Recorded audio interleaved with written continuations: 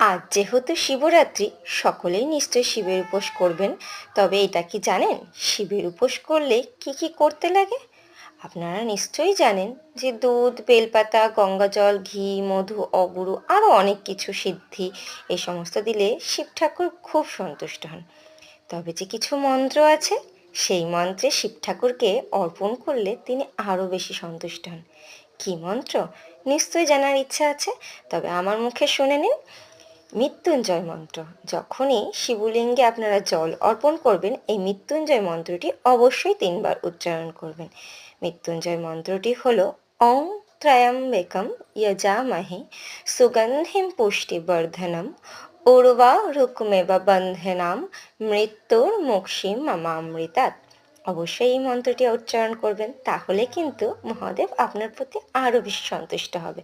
আমার চ্যানেলটিকে ভালো লাগলে প্লিজ সাবস্ক্রাইব করে রাখবেন। বাই।